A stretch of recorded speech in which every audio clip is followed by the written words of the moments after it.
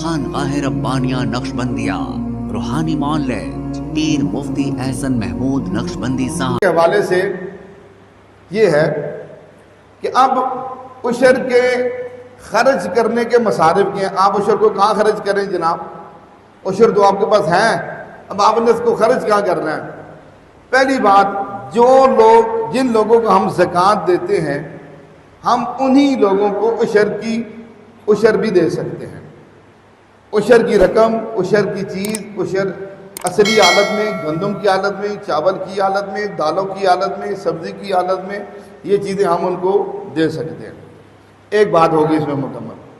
دوسری بات یہ ہے کہ جس طرح زکوٰۃ کے اندر مالک بنانا ضروری ہے اس طرح عشر کے اندر بھی مالک بنانا ضروری ہے.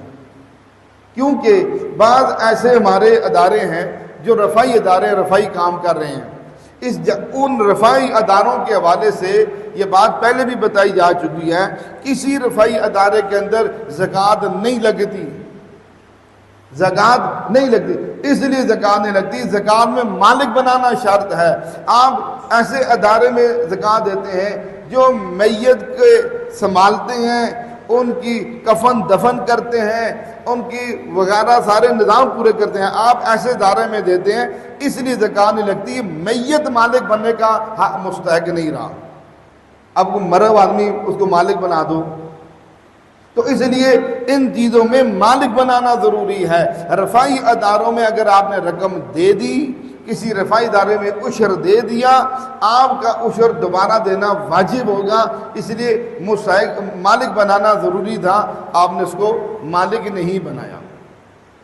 علماء نے لکھا ہے جس طرح زکوٰۃ کے حوالے سے دینے کے اعتبار سے سب سے زیادہ افضل مکاتب دینیہ ہیں, فرمایا اسی طرح عشر کے اعتبار سے بھی سب سے زیادہ مناسب اور زیادہ اجروں کے اعتبار سے اور صدقہ جاریہ کے اعتبار سے دینی مدارس ہیں. ہم اپنی کوشش کر کے اپنے عشر کی رقموں کو جس زکوٰۃ دیتے ہیں اس طرح عشر کی رقم بھی دینی مدارس کے اندر جمع کرائیں.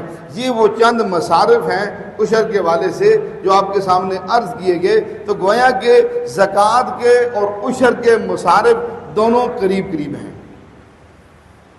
ہمارے ہاں جادو, جنات, بندش اور نظر بد کا شافی علاج قرآن و سنت کی روشنی میں کیا جاتا ہے.